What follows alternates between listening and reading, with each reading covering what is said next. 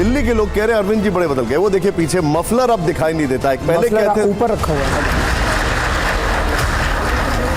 आजकल लोग आपको कई बार ब्रांडेड जैकेट्स में भी देखते हैं, ब्रांडेड कपड़ों में भी कई बार देखते हैं। वो जैकेट चांदनी चौक में 2500 रुपए की मिलती है। आपको याद आ रहा है वो वैगन आर का नंबर? नीले रंग की वैगन आर। नहीं, वैगन आर का नंबर मुझे याद नहीं है। अरविंद जी आपको याद होगा? मेरे को भी याद नहीं। आपको भी याद नहीं है? आप बीजेपी वाले कहेंगे कि नंबर याद नहीं है, बदल गए केजरीवाल जी। फैसला जनता को नहीं, कोर्ट को करना है। तो कोर्ट का फैसला तो अभी आएगा। कोर्ट में ईडी ये कह चुकी है कि शराब घोटाले के किंगपिन आप हैं। बड़ा विचारक कौन, महात्मा गांधी जी या अंबेडकर जी? बेहतर मार्गदर्शक कौन है, मनमोहन सिंह जी या अन्ना हजारे? बेहतर जनसेवक कौन है? नाम बताने की मुझे जरूरत नहीं। पंजाब में आम आदमी पार्टी की जो सरकार है उसकी मशीनरी का दिल्ली के चुनावों में इस्तेमाल हो रहा है। उसने ऐसे नहीं कहा। उसकी हिम्मत कैसे हो गई बीजेपी वालों की पंजाब के लोगों का इस तरह से पंजाबियों का अपमान करने? मैं समझ सकता हूं, क्रीमी लेयर को आरक्षण का लाभ नहीं मिलना चाहिए। आप कह रहे हैं नहीं मिलना चाहिए आरक्षण का लाभ। आज दिल खुश कर दिया आपने। Hello and welcome. आज मैं लेकर आया हूं दिल्ली के चुनाव का सबसे बड़ा, सबसे ग्रैंड टेलीविजन शो। इन 5 कुर्सियों पर आज सिर्फ आपकी नजर नहीं टिकी है, बल्कि पूरी भारतीय जनता पार्टी, पूरी कांग्रेस पार्टी की टकटकी है। क्योंकि आज टीवी 9 के स्टूडियो में जो होगा वो दिल्ली की राजनीति को पलट कर रख देगा। तो चलिए एक एक करके अपने मेहमानों का स्वागत करते हैं। पार्टी की एक धाकड़ जोड़ी है, विवादों में भी थोड़ी थोड़ी है। एक के सामने चुनौतियों का पहाड़ था, दूसरे के सामने मुकदमा था, तिहार था। पार्टी की खातिर सब कुछ सहते रहे। आपके दिन लौटेंगे कहते रहे। दोस्ती पक्की है, जिन्होंने दिखा दिया शिक्षा के मुद्दे को राजनीति में लौटा दिया। उधर देखिए, उधर देखिए, वो आ रहे हैं दिल्ली के मुख्यमंत्री आतिशी। आइए जरा मैम। और मनीष सिसोदिया, जोरदार तालियों से स्वागत करिए। आइए आतिशी जी, आइए। मनीष जी आइए, आइए इधर इधर, स्वागत है आपका। Thank you very much. Please बैठिए मैम, प्लीज। अब चाहे कितने हो विवाद, कितना लगे इमेज को डेंट, गारंटी है उनकी 100% सब संभाल लेगा पार्टी का वेरी ओन चार्टर्ड अकाउंटेंट। हाँ, आजकल सोशल मीडिया उन्हें कहता है राजनीति का सेलिब्रिटी हस्बैंड।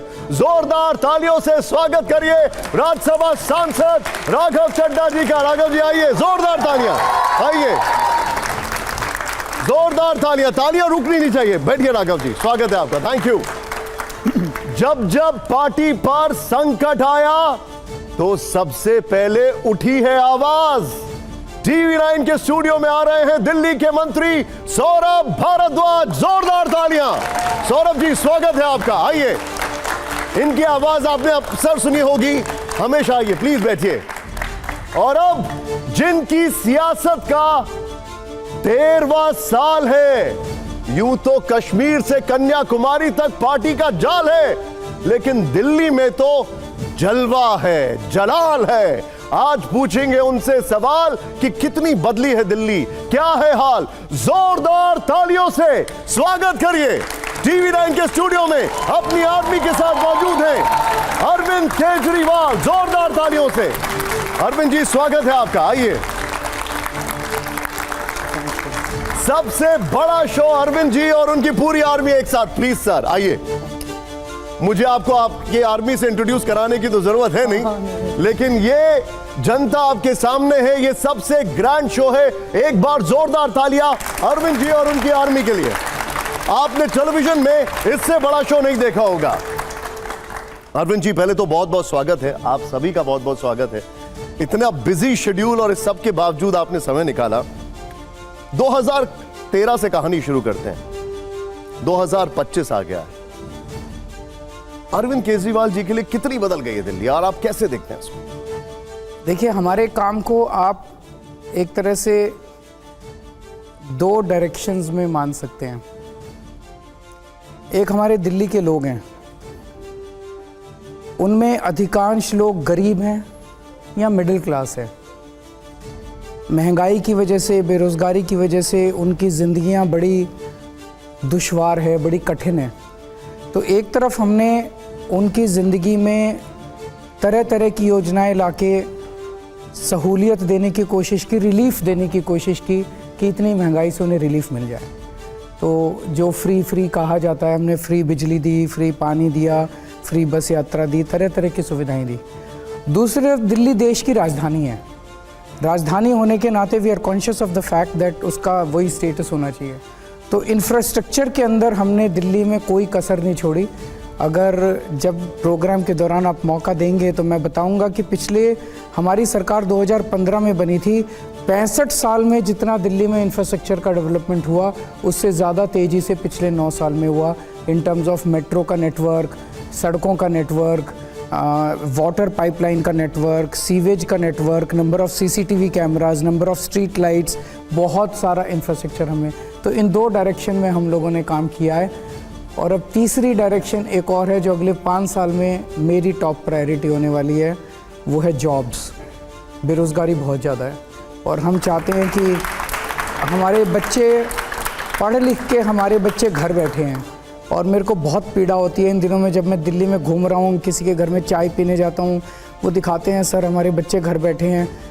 ये बच्चे अगर गलत संगत में पड़ गए तो बहुत मुश्किल हो जाएगी, लॉ एंड ऑर्डर प्रॉब्लम हो जाएगी। जॉब्स आप जो बता रहे हैं वो टॉप प्रायोरिटी होगी, लेकिन आप इस सारी इश्यूज पे मैं बात करूंगा। लेकिन अरविंद जी, लोग कह रहे हैं कि दिल्ली के लोग कह रहे हैं अरविंद जी बड़े बदल गए। वो देखिए पीछे मफलर अब दिखाई नहीं देता है, पहले कहते हैं ऊपर रखा हुआ है। अच्छा, मफलर ऊपर रखा हुआ है। वो कहते हैं कि पहले दिल्ली में जब तक अरविंद जी मफलर नहीं पहनते थे सर्दी की घोषणा नहीं होती थी। नहीं, जब मैं बाहर जाता हूँ रोज शाम को सभाओं के लिए, आप देख लीजिए मफलर साथ ही होता है। आप पुरानी बात चली है तो मुझे कुछ वो दिन याद आ रहे हैं जब हम लोग आपको एकदम ग्राउंड पर कवर करते थे। 2013 में एक नीले रंग की वैगन आर, फ्रंट सीट पर आप बैठे रहा करते थे, नीला या लाल रंग का स्वेटर और एक बड़ी मामूली सी नीले रंग का स्वेटर, अभी भी बड़ी मामूली सी सैंडल और एकदम आम आदमी के ब्रांड एम्बेसडर। आजकल लोग आपको कई बार ब्रांडेड जैकेट्स में भी देखते हैं, ब्रांडेड कपड़ों में भी कई बार देखते हैं। वो जैकेट चांदनी चौक में 2,500 रुपए की मिलती है, लेकिन गाड़ियों का काफिला बहुत होता है। जिसको ये लोग आजकल मैं देख रहा हूँ, मतलब बीजेपी चुनाव इस बात पे लड़ रही है, केजरीवाल की जैकेट 25,000 रुपए की है, केजरीवाल के जूते ऐसे हैं। वो जैकेट जो मैं पहन रहा हूँ 2,500 रुपए की इन लोगों को दिला दूंगा मैं। चांदनी चौक में 2,500 रुपए की मिलती है। लेकिन चुनाव मुद्दों पे लड़ा जाना चाहिए। जनता को इससे कोई लेने देने नहीं है कि केजरीवाल की जैकेट कितने की है, शर्ट कितने की है, पैंट कितने की है।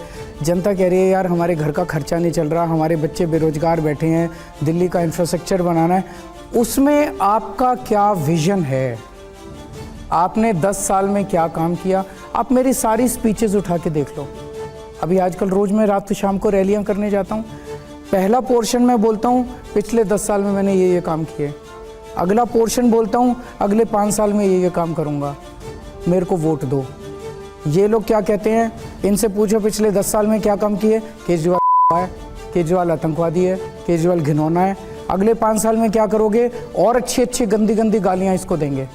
क्या गालियाँ देने से दिल्ली का विकास होगा? क्या गालियाँ देने से दिल्ली सुधरेगी? हमें काम करने हैं यार, जनता ने हमें काम करने के लिए चुना है। अब मनीष जी, आपको याद है वैसे एक और चीज़ निशान जी बता दूं, हमारी टीम बहुत अच्छी है। ऐसी टीम देश में किसी पार्टी के पास नहीं है। ये सारे पढ़े लिखे लोग हैं और मेरे से ज़्यादा पढ़े लिखे लोग हैं। मनीष जी, मुझे आपको याद आ रहा है इस टीम से मैं एक क्विक आंसर लेना चाहूँगा। आपको याद आ रहा है वो वैगन आर का नंबर? नीले रंग की वैगन आर? नहीं, वैगन आर का नंबर मुझे याद नहीं है, लेकिन उसमें कितने नंबर ऑफ डिसीजंस ऐसे लिए गए थे बैठ के, जहाँ स्कूल बनेंगे, जहाँ अस्पताल बनेंगे, वैगन आर में बैठ के, उस वैगन आर में बैठ के हम। आतिशी जी, आपको याद है उसका नंबर? राघव जी? नहीं, मुझे नहीं। अरविंद जी, आपको याद होगा? मेरे को भी याद नहीं। आपको भी याद नहीं है? मैं आपको उस गाड़ी का नंबर याद दिखाता हूं, एक बार जरा ध्यान से देखिए। ये है वो गाड़ी वैगन आर, आपको देखिए जरा, DL7C G9769। अब बीजेपी वाले कहेंगे कि नंबर याद नहीं है, बदल गए केजरीवाल जी। तो यही मुद्दा है क्या?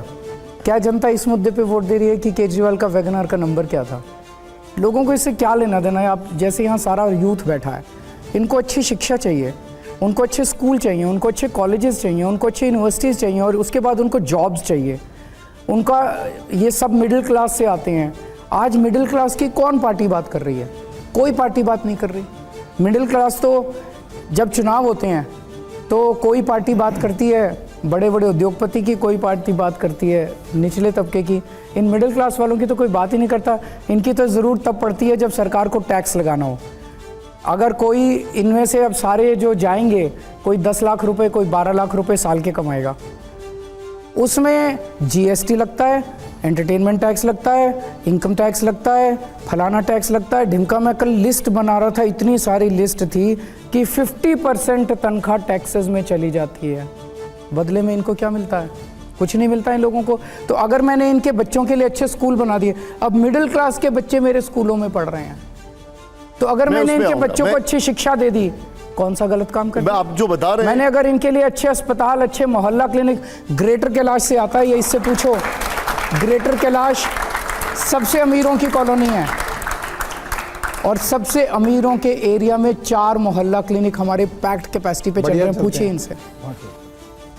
अब क्योंकि एक तस्वीर मैं आपको दिखाता हूं, क्योंकि अभी मैंने आपकी गाड़ी का नंबर पूछा था, एक तस्वीर जरा ध्यान से देखिए। वो मनीष जी, आपको जरा ध्यान से देखनी है वो तस्वीर। याद है आपको ये तस्वीर? कहाँ की है ये तस्वीर? ये बनारस के रेलवे स्टेशन की है। और क्या हुआ था तब? हम लोग रात को, हम और सर पहुंचे थे किसी गांव में, किसी प्रोग्राम में शामिल होकर आ रहे थे, राइट टू इन्फॉर्मेशन के। वहाँ से लौटे तो हमारी ट्रेन छूट गई थी और हमारी अगली ट्रेन, हमें बताया गया कि उससे अगली ट्रेन रात को 3 बजे या 4 बजे थी, वो कहीं और से आनी थी। तो बस हम फिर, हमें लगा कौन से साल की बात होगी मनीष जी? 2008, 9, 2007-8 की।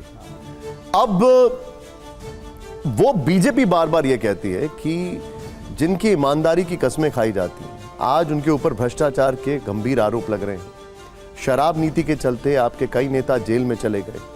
आप जब जनता के बीच में जा रहे हैं तो क्या कह रही है जनता? जनता बात ही नहीं कर रही इन मुद्दों की। आपको मैं एक चीज समझने की कोशिश कीजिए।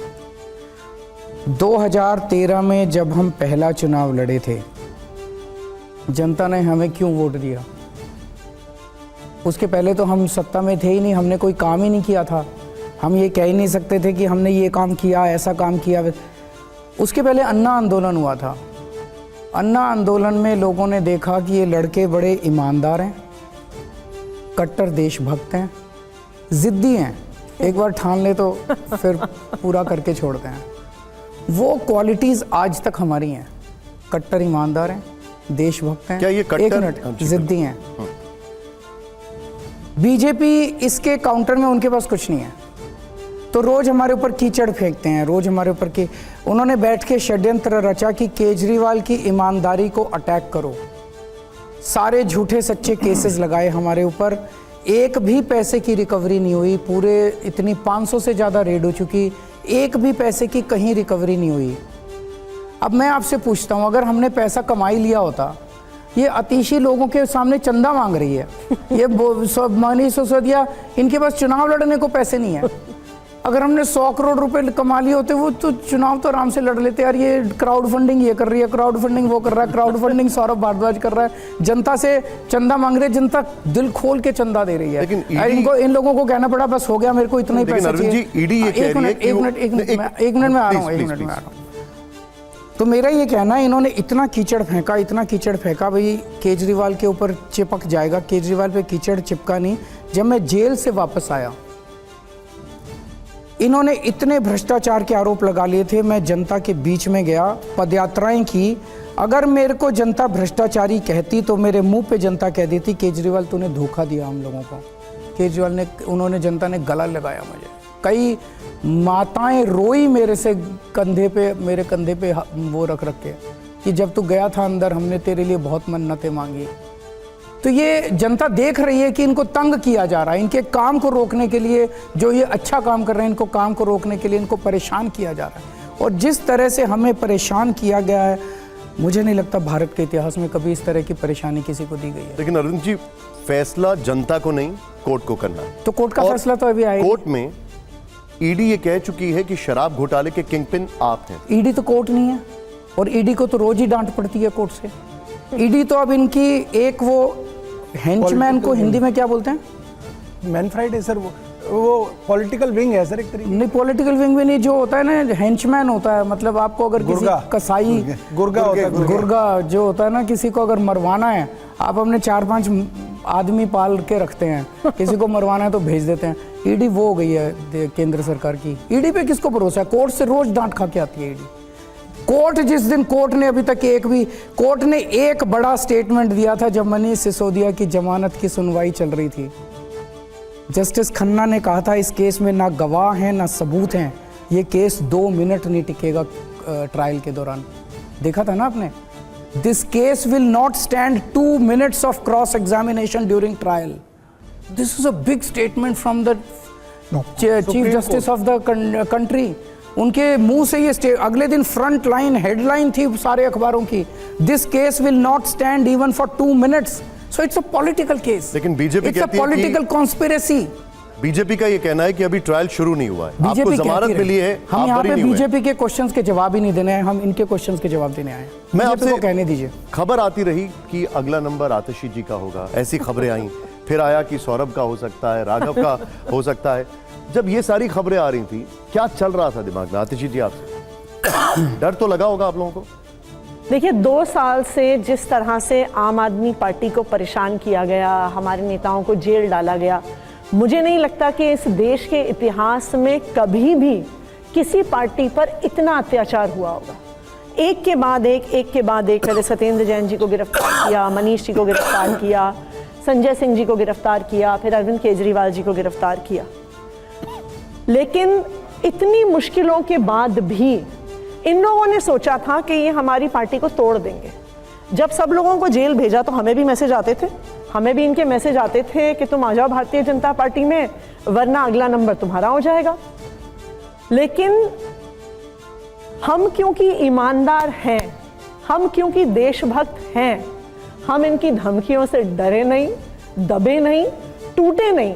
और मैं ये भी कहूँगी कि सिर्फ आम आदमी पार्टी के नेता नहीं, आम आदमी पार्टी के नेताओं के परिवार को भी मैं सलाम करती हूँ कि जिस पत्नी का पति 17 महीने से जेल में, मनीष सर की वाइफ की तबीयत इतनी खराब रहती है, उनके घर कोई आया, उन्होंने इनको इनडायरेक्ट मैसेज दिया कि जी अगर मनीष जी बीजेपी में आ जाएं तो बीजेपी उनको छोड़ देगी। आपको पता उन्होंने क्या कहा? उन्होंने कहा कि जिस दिन मनीष ने अरविंद भैया को छोड़ दिया ना, मैं मनीष को छोड़ दूंगी। तो ये देखिए, ये होता है देशभक्ति का जज्बा। जी आप लोग नाम क्यों नहीं बताते? कौन लोग हैं जो अप्रोच करते हैं? किसने अप्रोच किया था बीजेपी से? देखिए, होता क्या है कि उनकी स्ट्रैटेजी क्या होती है कि वो हमारे ही परिवार वालों और दोस्तों के थ्रू मैसेज भिजवाते हैं। सबूत होगा उसका? सबूत अब यहाँ पे सबूत तो हम कहाँ से सबूत दें? हमारे पास कोई आया तो हम सबकी रिकॉर्डिंग करते फिर नहीं, लेकिन आप कहते थे कि स्टिंग ऑपरेशन कर लो जनता से, तो कौन था? मनीष जी के पास जेल में कम से कम 4 बार पहुंचे, पूछिए उनसे। अब मनीष जी वहां पे जेल में, रिकॉर्डर थोड़ी उनको अलाउड है। कौन था मनीष जी जेल में? आपके पास कौन आया था? अब मेरे पास तो कोई कुछ भी बन के आता था कि भाई मिलने आए और उसके बाद आके यही कहता था। मेरे घर में मेरी वाइफ के पास लोग आते थे। निशांत जी, ये इम्पोर्टेंट नहीं है। इम्पोर्टेंट ये है कि इन सारी घटनाओं से क्या निचोड़ निकल के आ रहा है। भ्रष्टाचार नहीं हुआ था, आम आदमी पार्टी के नेताओं को तोड़ के बीजेपी में शामिल करने का ऑपरेशन हुआ था। वो ऑपरेशन फेल हो गया इन लोगों का। नहीं, लेकिन तभी तो इसीलिए इस सब में कौन आया था, वो किसका आदमी था, अरे हमारे पास कहाँ सबूत है यार। लेकिन सारे ऑपरेशन का मास्टरमाइंड तो एक ही है, सब लोग जानते हैं। लेकिन जो लोग चले गए अरविंद जी, क्या वो लोग डर गए, कमजोर थे? जो सबके अपने अपने कारण है। देखिए, कैलाश गहलोत की अगर बात करें तो इसीलिए मैं किसी इंडिविजुअल पे टिप्पणी नहीं करना चाहूँगा, क्योंकि जो लोग गए किसी की मजबूरियाँ थी, किसी को कोई इच्छा थी, कोई, तो मैं किसी के ऊपर टिप्पणी करना ठीक नहीं है।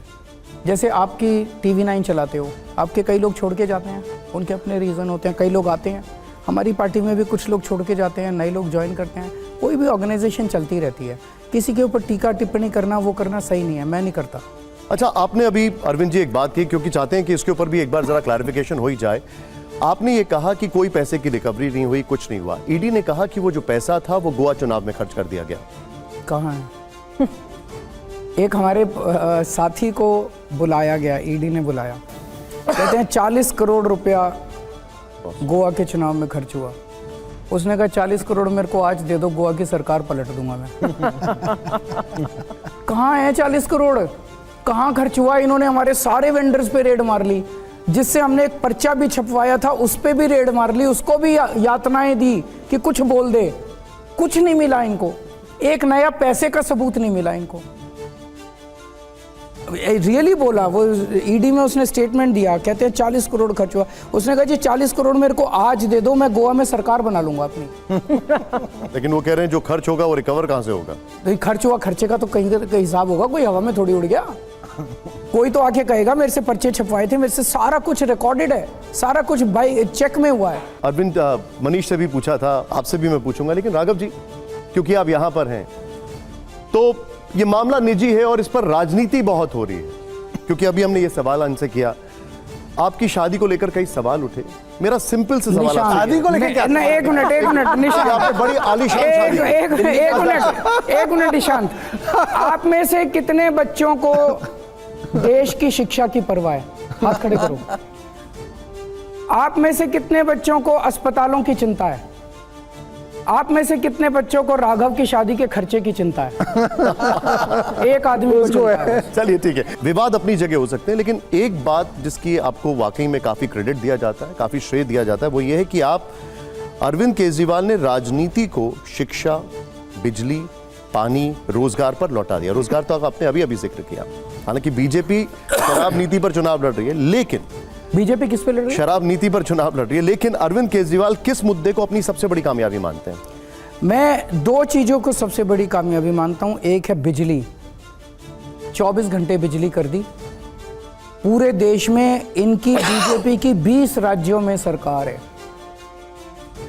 एक भी राज्य में 24 घंटे बिजली नहीं आती।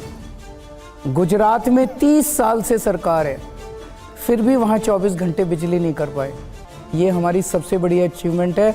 और दिल्ली में सबसे सस्ती बिजली है। अगर दिल्ली में आप 200 यूनिट इस्तेमाल करते हो तो फ्री है, और 400 यूनिट इस्तेमाल करते हो तो 800 रुपये लगते हैं।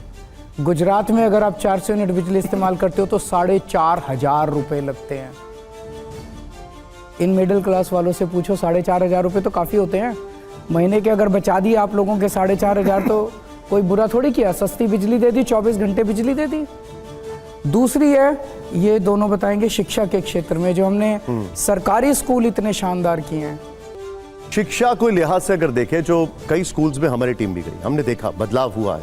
यहाँ पर 2 शिक्षा मंत्री भी हैं, लेकिन एक चीज बीजेपी बार बार कहती है कि कुछ काम नहीं हुआ। बीजेपी के तो आप सुननी बंद कर दो और बीजेपी के प्रश्न ही मत उठाया करो। वो देशभक्त पार्टी नहीं है। अभी आप पूछिए इनसे, गुंडों की पार्टी है इसकी विधानसभा के अंदर। पूछिए इनसे, अतिशी बताइए कि बीजेपी क्या करवा रही है आजकल आपकी विधानसभा में। सुबह से लेके शाम तक रमेश बिधूड़ी जी और हर गली में जो उनके भतीजे नामक गुंडे घूम रहे हैं, वो एक एक करके सुबह से शाम तक वो चुनाव प्रचार नहीं कर रहे हैं। रमेश बिधूड़ी जी 10 साल सांसद रहे दक्षिणी दिल्ली से, वो ये नहीं बता रहे हैं कालका जी में उन्होंने क्या काम किया। वो एक हमारे वॉलंटियर को कॉल करके धमकी दे रहे हैं कि अगर तुम बीजेपी में नहीं आए तो तुम्हारी बेटी का वीडियो वायरल कर दूंगा। एक महिला कार्यकर्ता को रमेश बिधूड़ी जी खुद कॉल करके कहते हैं कि अगर तुमने बीजेपी नहीं ज्वाइन करी तो मैं 8 तारीख को आतिशी को तो जेल भेजूंगा, साथ में तुम्हें भी अंदर कर दूंगा। ये राजनीति है बीजेपी की। अब राष्ट्रीय पार्टी, दुनिया की सबसे बड़ी पार्टी ऐसे चुनाव लड़ती है। अब देखिए, उसी में एक और आरोप लग रहा है। वो आरोप परवेश वर्मा ने आरोप लगाया कि आप पंजाब की मशीनरी, पंजाब की गाड़ी, पंजाब के लोगों का इस्तेमाल कर रहे हैं चुनाव लड़ने के लिए। ऐसा नहीं कह रहा वो, स्टेटमेंट पढ़ी है उसने, पंजाबियों का अपमान किया है। वो कह रहा है कि दिल्ली में पंजाब से आई हुई गाड़ियां घूम रही हैं, उन गाड़ियों में क्या है? गणतंत्र दिवस की तैयारियां चल रही हैं, दिल्ली के और देश की सुरक्षा को खतरा है। तो क्या पंजाबियों से खतरा है? दिल्ली तो देश की राजधानी है, यहाँ तो यूपी की गाड़ियां भी घूम रही हैं, पंजाब की गाड़ियां भी घूम रही हैं, राजस्थान की गाड़ियां भी घूम रही हैं, हरियाणा की। इन बीजेपी वालों को पंजाबियों से बहुत नफरत है, और वो इसलिए कि पंजाब के लोगों ने हमें प्यार दिया। एक मिनट, प्यार दिया, उन्होंने इतना बहुमत दिया, तो उसकी हिम्मत कैसे हो गई बीजेपी वालों की पंजाब के लोगों का इस तरह से पंजाबियों का अपमान करने मैं समझ सकता हूं कि दिल्ली में एक बहुत बड़ा Punjabi vote bank Punjabi vote है। एक मिनट, और ये पंजाब लेकिन दिल्ली इसका में देखिए, interpretation- एक मिनट, दिल्ली के अंदर हजारों लाखों पंजाबी रहते हैं। बहुत सारे पंजाबी ऐसे हैं जो पार्टीशन के वक्त पाकिस्तान से आए थे, उन्होंने हमारे देश को अपना घर बनाया। उन रिफ्यूजी लोगों को ने इनफाइनाइट यातनाएं सही थी। आज ये कौन होता है उनकी देशभक्ति पे प्रश्न लेकिन उठाने ये वाला आपका- और उनको आतंकवादियों से अरविंद जी, कंपेयर करने वाला? ये आपका इंटरप्रिटेशन है। उनका ये कहना है कि आप पंजाब के मशीनरी का इस चुनाव में इस्तेमाल कर रहे हैं। उसने ये कहा कि उत्तर प्रदेश की गाड़ियां बहुत घूम रही हैं? क्या उसने ये कहा कि राजस्थान की गाड़ियां बहुत घूम रही हैं? उसने पंजाब की गाड़ियों को चिन्हित क्यों किया?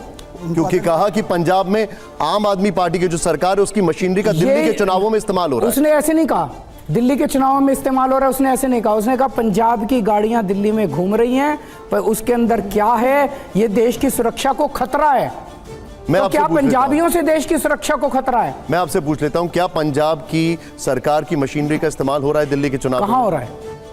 मैं पूछ रहा हूं आपसे, मेरा इलेक्शन ओपन एंडेड सवाल है। वो अगर इलेक्शन वो उनका एलजी, उनका केंद्र सरकार, उनकी पुलिस, उनकी इलेक्शन कमीशन भी काफी हद तक उनका, तो उसे कहने की क्या जरूरत है? वो तो जो चाहे करा सकता है। वो बोल रहे हैं कि जो सीसीटीवी लगाए गए वो चाइनीज ये पहली बार नहीं है जो वो पंजाबियों को आतंकवादी कह रहे हैं। याद करिए जब किसान सिंघू बॉर्डर पे बैठे हुए थे, उनको खालिस्तानी क्या, किसानों को खालिस्तानी एकदम ही ट्विस्ट कर गया। एक मिनट नहीं, शांत रहिए। बीजेपी को क्वेश्चन हमारे क्वेश्चन ही नहीं है। नहीं, मैं बिल्कुल पूछ रहा हूं। ये क्या बात हुई? बीजेपी है पूछ रही है, बीजेपी उन्होंने एक प्रश्न पूछा। अरे नहीं आतिशी, वो प्रश्न नहीं है, बीजेपी का प्रश्न। मेरा सवाल कुछ और है। आतिशी पूछिए इनसे। बताइए, ये बीजेपी पहली बार थोड़ी कह रही है। जब किसान सिंघू बॉर्डर पे बैठे थे तब भी भारतीय जनता पार्टी के प्रवक्ता टीवी पे रोज आते थे, कहते थे कि जो किसान बैठे हुए हैं आतंकवादी हैं, कहते थे ये किसान जो खालिस्तानी है। तो क्या भारतीय जनता पार्टी मानती है कि पंजाब के लोग आतंकवादी हैं और खालिस्तानी और सारे पंजाबी का आतंकवादी हैं? ये क्या नैरेटिव बना रही है भारतीय जनता पार्टी? और पंजाबियों का अपमान इन्होंने और पंजाबी रोज बैठ के पंजाबियों का अपमान करते हैं ये लोग। पंजाब गवर्नमेंट की मशीनरी से पंजाबियों के अपमान, आतंकवादी सब पे मशीनरी कहां से आ गई? उसने तो मेरा सवाल बड़ा सिंपल था। आप उसको जस्टिफाई कर रहे हैं निशांत जी। मैं आपसे पूछ रहा हूं। निशांत जी, प्रवेश वर्मा ने मशीनरी का नहीं बोला, आप उसको जस्टिफाई कर रहे हैं प्रवेश वर्मा को। प्रवेश वर्मा को आप जस्टिफाई मत कीजिए निशांत जी, ये ठीक नहीं है। बिल्कुल प्रवेश वर्मा के स्टेटमेंट को चला दीजिए। प्रवेश वर्मा के स्टेटमेंट को चलाइए। प्रवेश वर्मा के स्टेटमेंट को उसने कहीं नहीं कहा मशीनरी, उसने कहा पंजाब की गाड़ियां दिल्ली में घूम रही हैं जो देश की सुरक्षा के लिए खतरा है। 26 जनवरी को, 26 जनवरी के लिए हम तो उसको आप जस्टिफाई मत कीजिए। मनीष जी, शिक्षा मंत्री आप रह चुके हैं, वो एक आपका बहुत बड़ा अचीवमेंट है। उस सवाल को मैं आगे कंटिन्यू कर रहा हूं। एक चीज है जहां पर फर्क दिखता है, प्राइवेट स्कूल्स में फॉरेन लैंग्वेजेस, प्राइवेट स्कूल्स में म्यूजिक, यहां तक कि फॉरेन ट्रिप्स। प्राइवेट स्कूल में जो कल्चर है एक्स्ट्रा करिकुलर का, वो सरकारी स्कूलों से काफी अलग है। क्या आपको लगता है वहां पर अभी भी जो प्राइवेट स्कूल हैं वो काफी आगे हैं? नहीं, देखिए, सबसे पहली बात तो यह है कि हमारा चैलेंज ये है कि दिल्ली में किसी गरीब से गरीब आदमी का बच्चा, मिडिल क्लास का बच्चा, ये तकलीफ ना सहे कि उसको अच्छी एजुकेशन नहीं मिल रही। तो हमारा काम है ये सुनिश्चित करना कि उसको शानदार एजुकेशन मिले। इवन उसका बच्चा आईआईटी में जाना चाहता है, नीट का एग्ज़ाम देना चाहता है, किसी बड़ी यूनिवर्सिटी में पढ़ना चाहता है, उसको वो पढ़ाई वहीं मिल जाए। उसमें फॉरेन लैंग्वेज की पढ़ाई भी है। आज दिल्ली सरकार के स्कूलों के बच्चे, बहुत ऑर्डिनरी परिवारों के, जिनके घर में कभी कोई वीज़ा और पासपोर्ट शब्द का मतलब भी नहीं समझता, वैसे बच्चे फ्रेंच सीखने के लिए फ्रांस जा रहे हैं, जर्मन की इंडस्ट्री में काम करने के लिए जर्मनी जा रहे हैं। सरकारी स्कूलों के बच्चे 6-6 महीने वहाँ काम करके आ रहे हैं, फ्रेंच परिवारों में रह के आ रहे हैं, फ्रेंच इंस्टीट्यूट्स में पेरिस में पढ़ के आ रहे हैं। लेकिन अब हायर एजुकेशन की बात की जाए तो उसको लेकर दिल्ली सरकार या आम आदमी पार्टी की सरकार पंजाब में जो है, आप उसको कैसे एड्रेस कर रहे हैं, उसको कैसे देख रहे हैं, और इन बच्चों का वहाँ पर क्या जिसको कहा जाता है टैंजेंट वहाँ पर जाएगा? देखिए, जो शिक्षा क्रांति दिल्ली में शुरू हुई वो 2022 के बाद पंजाब पहुंची, और आज पंजाब की प्राइमरी एजुकेशन हो, हायर एजुकेशन हो, यूनिवर्सिटीज़ हो, उन सब में आप एक बहुत बड़े स्तर पे तब्दीली देखने को नज़र आती है। और इस पूरी थ्योरी के पीछे जो हमारी एक शिक्षा क्रांति की थ्योरी है, उसका बेसिस ये है कि हमारा देश एक बहुत युवा देश है, हमारे देश की 65% आबादी 35 साल से कम आयु की है। हम किताबों में और एडिटोरियल्स में पढ़ते हैं कि इसको हम डेमोग्राफिक डिविडेंड कहते हैं, कि ये हिंदुस्तान की कमाई है, हमारी युवा आबादी। और आज एक तरफ एक सरकार है जो युवाओं को लाठियां मारती है और बेरोजगारी के आलम तले युवा दबते जा रहे हैं, और एक दूसरी सरकार है जो युवाओं में निवेश करती है, वो है आम आदमी पार्टी की सरकार। मुझे लगता है कि इस देश में सबसे बड़ा निवेश अगर किसी चीज़ में होना चाहिए, इंडस्ट्री और इकोनॉमी की निवेश से ज़रा परे हटकर देखें तो वो ह्यूमन रिसोर्सेज में होना चाहिए। अगर हमारे देश का ह्यूमन रिसोर्स खड़ा होगा तो देश आगे बढ़ेगा। और ये भी दिखाता है, देखिए आज एजुकेशन में इन्वेस्ट करके आम आदमी पार्टी काम के नाम पर वोट तो मांगती है, लेकिन असल में ये जो एजुकेशन में इन्वेस्टमेंट आम आदमी पार्टी करती है, ये अगले इलेक्शन के लिए नहीं है, ये अगली जनरेशन के लिए करती है। ये सबसे बड़ी बात है।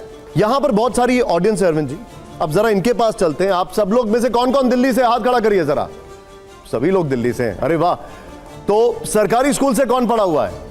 कौन सरकारी स्कूल से पढ़ा है या जिनके बच्चे पढ़े हैं? अच्छा ठीक है, एक एक करके मैं आपसे पूछूंगा और मुझे बताइएगा क्या नाम है आपका और कौन से सरकारी स्कूल में पढ़े हैं? मेरा नाम निखिल है और खड़े हो जाइए, आइए खड़े हो। हाँ, मेरा नाम निखिल है और मैं RSBB कल्याणवासी स्कूल से पढ़ा हूँ। अच्छा। और मैंने 12th वहीं से करी है। और उसके बाद जब बिजनेस ब्लास्टर प्रोग्राम आया था। आप पार्टी से तो नहीं जुड़े हुए, आम आदमी पार्टी से? नहीं सर। तो जब बिजनेस ब्लास्टर प्रोग्राम आया था मैं 12th में था, एंड देन मैं नीट की तैयारी कर रहा था। तब मेरे को मौका मिला कि हम लोग ऐसा कोई प्रोजेक्ट बनाएं एंड देन उसको प्रोजेक्ट में कन्वर्ट करें और एक अपनी दिल्ली की को एम्प्लॉयमेंट दें। तो हम लोगों ने फिर इसमें पार्टिसिपेट किया। 2-2 रुपये हमारी पूरी टीम को मिले। आपका नाम क्या है? मेरा नाम निखिल है सर। निखिल, जरा बता दो कि बिजनेस ब्लास्टर प्रोग्राम क्या होता है? सर बिजनेस ब्लास्टर प्रोग्राम के अंदर सिंपली आप लोगों को सीड फंड मिलता है हर एक बच्चे को, जहाँ पर कि आपको कुछ प्रोडक्ट्स बनाने होते हैं या फिर एक एम्प्लॉयमेंट जनरेट करनी होती है। देन वहाँ पर हम लोगों ने कुछ ऐसे प्रोडक्ट बनाए। मैं सिलेक्ट हुआ पूरा 51 लाख टीम के अंदर, दिल्ली के अंदर टॉप 3 में। देन हम लोगों को कॉलेज में एडमिशन मिला उसी की वजह से। और मैं NSUT में पढ़ता हूँ, वहीं से BBIB परस्यू कर रहा हूँ। Well done. और बैठे निखिल बैठे। आपका नाम क्या है? आइए जरा, क्या नाम है आपका? अमृता। और आप कौन से सरकारी स्कूल में पढ़ाई की? मैं स्कूल ऑफ एक्सीलेंस की स्टूडेंट हूँ। अब मुझे ये बताइए कि जब प्राइवेट स्कूल में बच्चे एडमिशन लेते हैं और आपने सरकारी स्कूल में एडमिशन लिया, कहीं ऐसा तो नहीं लगा कि हमने कहाँ एडमिशन ले लिया? नहीं, मैं प्राइवेट स्कूल से स्विच होके स्कूल ऑफ एक्सीलेंस में आई थी उस टाइम। क्यों? उस टाइम स्कूल क्या ऑफ बात है, कौन से स्कूल? प्राइवेट स्कूल में थे? एल्कॉन इंटरनेशनल में थी। और वहां से आप यहाँ स्विच करके आई? हाँ। अरे वाह, जोरदार तालियां। एल्कॉन से अरविंद जी, एल्कॉन इंटरनेशनल से स्विच करके आई। हाँ। मैं जब 9th स्टैंडर्ड में थी तब हमारे स्कूल में एक सर्कुलर लॉन्च हुआ था। उस टाइम पे स्कूल ऑफ एक्सीलेंस बिल्कुल नया आया था, तो वहाँ पे एक एंट्रेंस एग्जाम का क्राइटेरिया था। तो स्कूल ऑफ एक्सीलेंस क्या है ये? स्कूल ऑफ एक्सीलेंस 5 स्कूल बने हैं दिल्ली में जो कि स्पेशलाइज्ड बने थे, जिन्हें गवर्नमेंट स्कूल्स को और थोड़ा सा बेटर लेवल पे उन्हें प्रोजेक्ट किया गया था। एंड उसमें एंट्रेंस का क्राइटेरिया था, आपको एडमिशन के लिए एंट्रेंस चाहिए था। तो हमारे टीचर्स ने हमारा फॉर्म भर दिया, उन्होंने खुद ही भर दिया था कि मतलब शायद तुम्हारा निकल जाए। तो मैंने एंट्रेंस दिया and I got selected and I am very fortunate कि मैं सिलेक्ट हो गई। और मुझे अभी तक लाइक एक स्टूडेंट को अप टू 12th जितनी अपॉर्चुनिटीज़ और जितने एक्सपोजर मिलता है, मुझे उससे बहुत ज़्यादा एक्सपोजर मिला है। और मैंने अभी तक काफ़ी कुछ देखा है जो शायद एक 12th और ग्रेड के बच्चों ने नहीं देखा। जनता के ये मुद्दे हैं और मैं चाहता हूँ कि चुनाव इन मुद्दों पे लड़े जाना चाहिए। उसी मुद्दों पर गाली गलौज पे नहीं लड़ाना जाना चाहिए। सही बात है। बीजेपी ने ऐसा क्यों कहा, आपको इस पे क्या जवाब देना है, हमने ऐसा क्यों कहा, उनको इस पे क्या, ये मुद्दे नहीं है। ठीक है। और इसमें आप सब लोग एक बहुत अहम भूमिका निभा सकते हैं। आप हमसे ये पूछिए अगले 5 साल में शिक्षा को किस स्तर पे ले जाएंगे। आप हमसे ये पूछिए दिल्ली का पानी जहाँ जहाँ खराब आ रहा है या कम आ रहा है, उस पानी को ठीक कैसे करोगे, मैं आपको पूरा प्लान बताऊँगा। आप मुझसे ये पूछिए कि सफाई कैसे करोगे। आप मुझसे ये पूछिए कि दिल्ली में जो कूड़े का पहाड़ है उसको ठीक कैसे करोगे। Constructive politics. उसके लिए तो हमने तारीफ की आपने, जो मुद्दे आप राजनीति में लेकर आए शुरुआत से ही, वो अपने आप में एक बहुत अलग ट्रेंड है और एक एकदम अलग है। मेरी सबसे बड़ी कमजोरी है, मैं इंजीनियर था, इंजीनियर हूँ और इंजीनियर रहूंगा, मैं नेता नहीं बन पाया। मैं पॉलिटिक्स नहीं कर पाया, पॉलिटिक्स करनी नहीं आती, बहुत कोशिश की सीखने की, पर मैं हार गया। तो पहले भी इंजीनियर था, बिजली ठीक कर दी, स्कूल ठीक कर दिए, आज भी इंजीनियर हूँ, आगे इंजीनियर रहूँगा, पानी भी ठीक कर दूंगा, सड़कें भी ठीक कर दूंगा। मेरे को इंजीनियरिंग करनी आती है। वो क्वेश्चन आप पूछेंगे, आपको शानदार जवाब मिलेंगे। ठीक है। जब आप पॉलिटिक्स से, परवेश वर्मा ने ये कहा, विधुरी ने ये कहा, उसका मेरे को जवाब नहीं है मेरे पास। ठीक है, ठीक है। अरविंद जी, हमने बात शिक्षा की, बिजली की, सरकारी स्कूलों की, लेकिन बीच बीच में हम देखते हैं कि अरविंद जी सॉफ्ट हिंदुत्व पर आ जाते हैं। हनुमान चालीसा हो जाता है, सुंदरकांड हो जाता है, क्या राम मंदिर की बात हो जाती है, लेकिन क्या आप सॉफ्ट हिंदुत्व की तरफ लौटते हैं? क्या आप इसी तरह से बीजेपी से लड़ना चाहते हैं? मैं आपसे पूछना चाहता हूँ यार, मैं हिंदू हूँ, अगर मैं हिंदू होने के नाते अपने धर्म को फॉलो कर रहा हूँ तो क्या वो सॉफ्ट हिंदुत्व है? कोई मुसलमान है वो अपने धर्म को फॉलो करता है, कोई ईसाई है वो अपने धर्म को फॉलो करता है, कोई सिख है वो अपने धर्म को। मैं हिंदू होने के नाते मैं मंदिर जाता हूँ। मैं जब वहाँ से जेल से निकल के आया, मैं तिरुपति गया, मैं माता वैष्णो देवी गया, मैं अभी थोड़े दिन पहले सालासर जी भी होके आया। मैं लगभग जब भी मौका मिलता है कनॉट प्लेस के हनुमान मंदिर जाता हूँ। तो अगर मैं अपने धर्म को फॉलो कर रहा हूँ, रिलीजियसली फॉलो, मैं एक बहुत रिलीजियस परिवार से आता हूँ। बचपन से मेरे माता पिता बहुत रिलीजियस थे। हमारे यहाँ हर त्यौहार पे, इस पे सब बड़े रिलीजियस तरीके से मनाया जाए। इसमें गलत क्या है? उसको मैंने कभी भी पॉलिटिकली इस्तेमाल नहीं किया जैसे वो लोग करते हैं।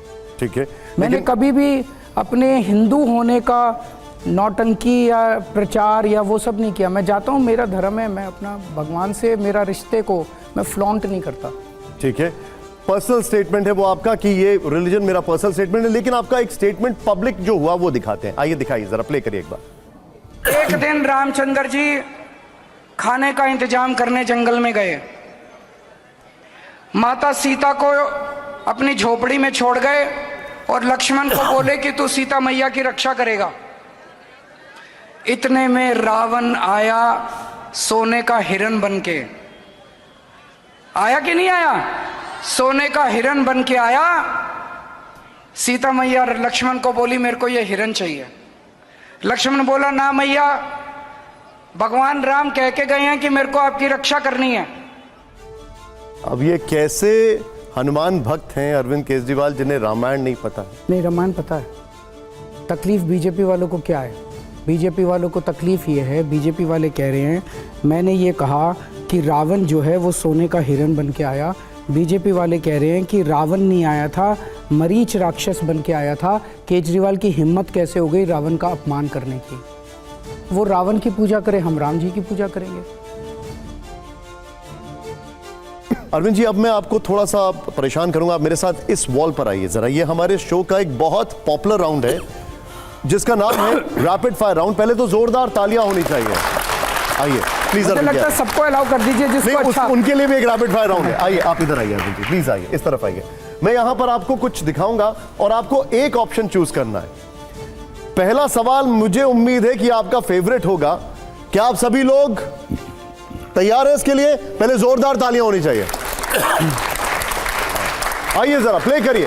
हमारा पहला सवाल इस रैपिड फायर राउंड का यह है, दिखाइए बड़ा आंदोलनकारी कौन है, अरविंद केजरीवाल जी या सुनीता केजरीवाल जी? मुझे लगता है इस देश की जनता बड़ी आंदोलनकारी है, हम बहुत छोटे लोग हैं। लेकिन सुनीता जी ने जिस तरीके से बाद में जब आप जेल में थे चीजों को संभाला, तो मैं बिल्कुल सहमत हूं। जिस तरह से उन्होंने घर को संभाला, मेरे पेरेंट्स को संभाला, बच्चों को संभाला और पूरी पार्टी को एक जोड़ के रखा, वो रियली काबिल तारीफ है। आइए सर, अगला सवाल प्ले करिए। अगला सवाल इस वक्त जो हमारा अगला सवाल है वो ये है कि बड़ा विचारक कौन, महात्मा गांधी जी या अंबेडकर जी? मैं दोनों की बहुत इज्जत करता हूं, लेकिन दोनों में अंबेडकर जी की थोड़ी ज्यादा इज्जत करता हूं। और उनका जो संघर्ष था वो संघर्ष बहुत ही ज़्यादा प्रेरणादायक है। और जिस तबके के लिए उन्होंने काम किया और लड़े, अगर बाबा साहब अंबेडकर ना होते और बाबा साहब की अंबेडकर का ज़िंदगी का वो संघर्ष और एक्सपीरियंस ना होता, शायद आज संविधान के अंदर कई सारे आर्टिकल्स ना होते। लेकिन आपकी राजनीति का उदय हुआ, आप महात्मा गांधी जी की तस्वीर के नीचे बैठे थे रामलीला मैदान में, वहां से यहां तक का ट्रांजिशन? नहीं, कोई ट्रांजिशन नहीं है। आपने प्रश्न पूछा है, मेरे ठीक है, लिए चॉइस बड़ी ठीक है। कठिन थी।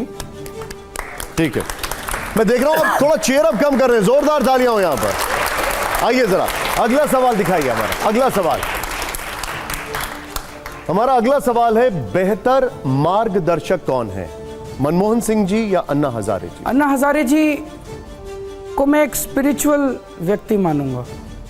उनकी ज़िंदगी एक बहुत स्पिरिचुअल रही है, लेकिन उनका प्रशासन का, अर्थशास्त्र का, इकोनॉमी का, उनका ज्ञान शायद उनके अंदर नहीं है।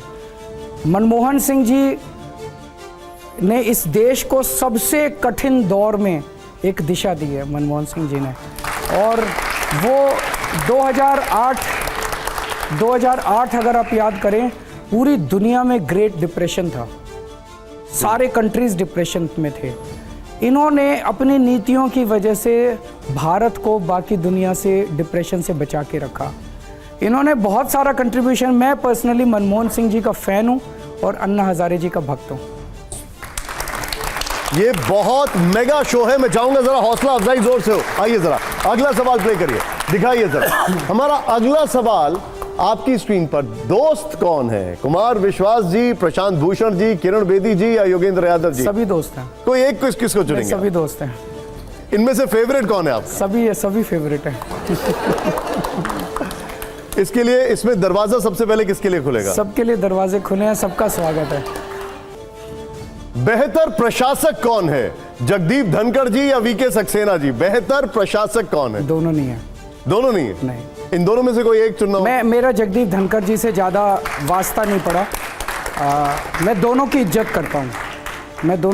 करता हूँ। जगदीप धनखड़ जी से ज़्यादा वास्ता नहीं पड़ा, उनके प्रशासन को लेके मेरा वो नहीं है, लेकिन एलजी साहब से मेरा काफ़ी वास्ता पड़ा। मुझे लगता है कंस्ट्रक्टिव अप्रोच रखनी चाहिए कामों को लेकर। कंस्ट्रक्टिव अप्रोच रखनी चाहिए। अगले सवाल के पहले मैं चाहूंगा, अगले सवाल ध्यान दीजिए जरा, आइए जरा। अब ये सवाल शायद सबसे इजी होगा आपके लिए, दिखाइए जरा, प्ले करिए। बेहतर प्रतिद्वंदी कौन, विदुड़ी जी, तिवारी जी या दीक्षित जी? बेहतर प्रतिद्वंदी कौन, ये तो बता सकते हैं आप। मुझे लगता है मुकाबला तो कर ही रहे ना आप। मुझे लगता है कि तीनों में से कोई भी ऐसा कोई, देखिए, प्रतिद्वंदी इम्पॉर्टेंट होता है कि मुद्दों के ऊपर राजनीति लड़ी जाए, और मुझे नहीं लगता इनमें से कोई भी मुद्दों की राजनीति लड़ रहे हैं।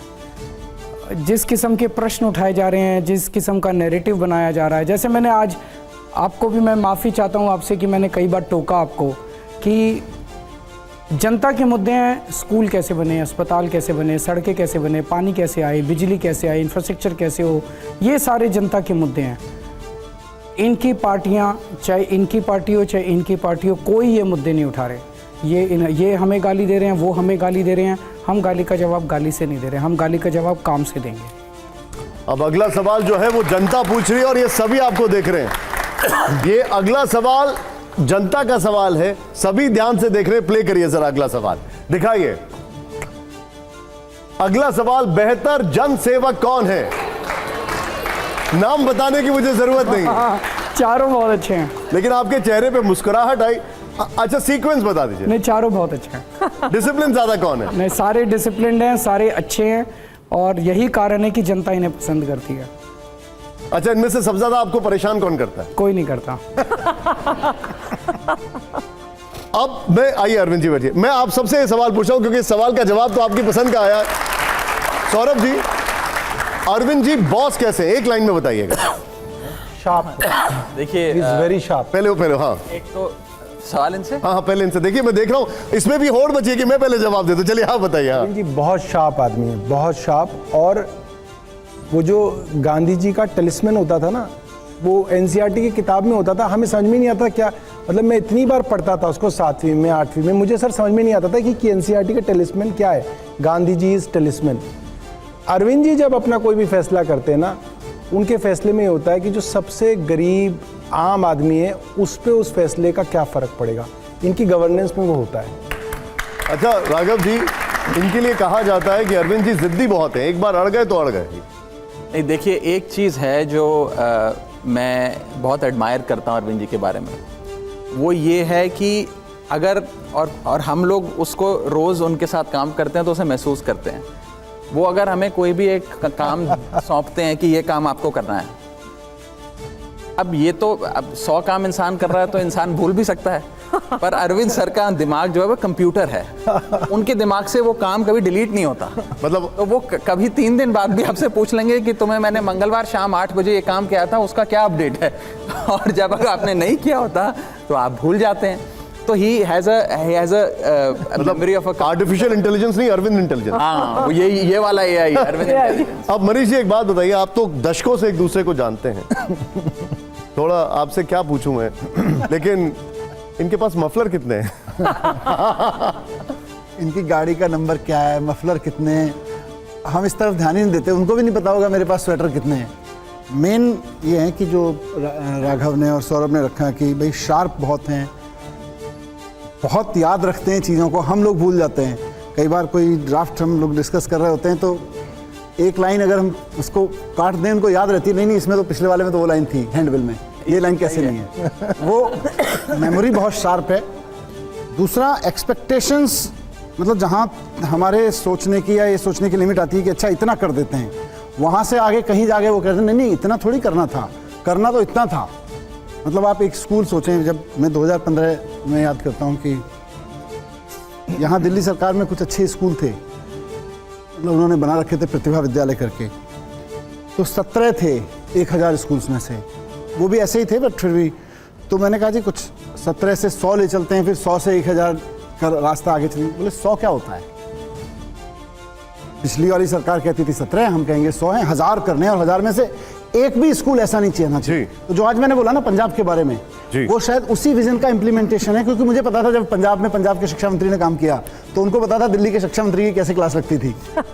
तो उन्होंने वहीं से शुरू किया। अब वो ये नहीं कहते जी इतने 100 स्कूल में टॉयलेट ठीक करा दिया, 100 स्कूल में डेस्क, वो कहते हैं एक भी स्कूल अब ऐसा नहीं है पंजाब में जिसमें बच्चों को बैठने के लिए डेस्क ना हो। तो सबके लिए चाहिए, जो कुछ चाहिए वो सबके लिए चाहिए। एक बड़ा इंटरेस्टिंग रैपिड फायर राउंड है। आप सबके पास ये प्ले कार्ड, ये अरविंद जी के लिए नहीं है, ये प्ले कार्ड है। आतिशी आपको एक्सपीरियंस है इसका, मनीष जी आपके बगल में, आपको भी इसका एक्सपीरियंस है, और राघव जी आपके पास, और ये यहां पर कैमरा वहां पर है।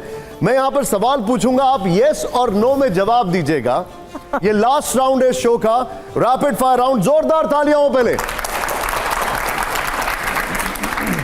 ये मेरा पहला सवाल है। अब यहां पे आपका सिंक भी हमें देखना होगा, आइए दिखाइए जरा, प्ले करिए हमारा पहला सवाल, इस शो का आखिरी राउंड, और ये आखिरी रैपिड फायर राउंड है। कांग्रेस से गठबंधन भूल थी, यस या नो? अरे भैया अरविंद जी आपके लिए नहीं था, आप यस दिखा रहे हैं, आप यस दिखा रहे हैं, बाकी सब नो दिखा रहे हैं। अरविंद जी आप भी दिखा सकते हैं, चलिए कोई बात नहीं, अरविंद जी आप भी दिखा दीजिए। अरविंद जी भी कह रहे हैं नो। अब देखिए सौरभ जी ने एकदम नीचे कर लिया प्ले कार्ड। आइए जरा अगला सवाल, जोरदार तालियां हो प्लीज। अगला सवाल तेजी से, हमारा अगला सवाल है, प्ले करिए जरा तेजी से। मुलायम सिंह यादव जी को भारत रत्न मिलना चाहिए, यस या नो? अच्छा अरविंद जी ने पास कर दिया है, राघव जी यस कह रहे हैं, मनीष जी यस कर रहे हैं, सौरभ जी यस कह रहे हैं, और आतिशी जी ने भी पास कर दिया। ओके, तालियां प्लीज यहां पर। हमारा एक और सवाल आपके सामने रैपिड फायर का, तेजी से आइए जरा, प्ले करिए। इस वक्त की बड़ी खबर, अन्ना हजारे बीजेपी के एजेंट हैं, नो, यूनानिमसली नो। ओके, जोरदार तालियां होनी चाहिए। आइए जरा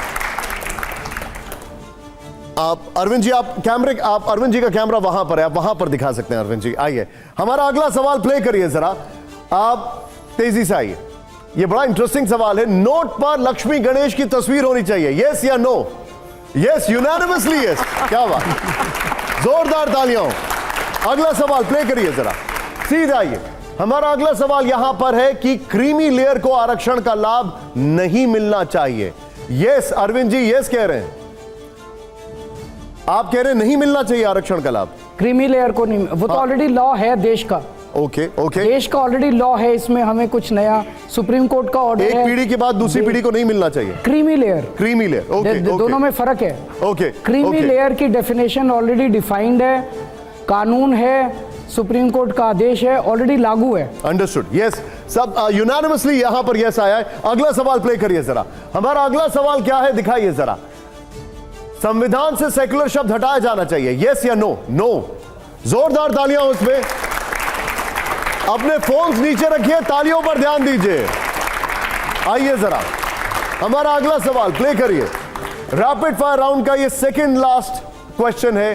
कन्हैया कुमार राष्ट्रभक्त नेता हैं, यस या नो? हमें उस पर टिप्पणी करने की जरूरत नहीं है। ओके, पास कर दिया। अब सब आप ही को देख के कर रहे हैं, वहां पर मैं देख रहा हूं। चलिए आइए, फॉलो द लीडर। लास्ट सवाल, पहले जोरदार तालियां होनी चाहिए। ये बड़ा इंटरेस्टिंग सवाल है, प्ले करिए जरा। सवाल क्या है? सुनीता केजरीवाल जी को राजनीति में आना चाहिए, नो? नो। बाकी सब लोग, किसी ने जवाब नहीं दिया। उनका निजी फैसला है, हम क्या कैसे उस पर जवाब देते? आपकी राय क्या है? सौरभ जी ने कह दिया हाँ, वो कह रहे हैं नो। चलिए, मैं इस शो को वाइंड अप करने से पहले अरविंद जी, क्योंकि आप एक तरीके से सूझेर भी हैं, मुझे याद है मेरे पास यहाँ पर कुछ कागज रखे हैं और मुझे याद है मनीष जी से हमने पूछा था एक सवाल कि मनीष जी क्या हुआ था। बोलते हैं एक बार मैं ऐसे ही आंख बंद करके सोचा था तो एक आंकड़ा मेरे दिमाग में आया और वही दिल्ली में, आपको याद है आपने एक बोला था, वही दिल्ली में नंबर्स आए। क्या आपको लगता है कितने नंबर्स आएंगे दिल्ली में? अगर आप लिख पाए तो। मैंने इस बारे में अब थोड़ा सा पुनर्विचार किया है। हाँ। और पुनर्विचार ये किया है, मुझे लगता है कि कभी भी अहंकार नहीं करना चाहिए। ओके। तो मैं बड़े दावे नहीं करूंगा, हमारी इतनी सीट आ रही है, हमारी इतनी सीट आ रही है, हम इसको हरा रहे हैं, हम उसको हरा रहे हैं। सीट देने वाली जनता है, कोई नंबर आपके दिमाग में? हराने वाली, जिताने वाली जनता है। मेरे को जो मैं जनता में घूम रहा हूँ, जनता हमें प्यार करती है, बहुत प्यार करती है जनता हम लोगों को। जनता हमें फिर से मौका देगी और पूर्ण बहुमत से मौका देगी। जनता का जो भी फैसला है सर आंखों पे, लेकिन मैं अब ये सीटें लिखने वाला काम दोबारा नहीं कोई करूंगा। और यहाँ पर लिखना चाहेगा इस पर? डेफिनेटली नहीं लिखना चाहेगा। आप सभी का बहुत बहुत शुक्रिया सर, जोरदार तालियां हो। Thank you Arvind. Thank you sir.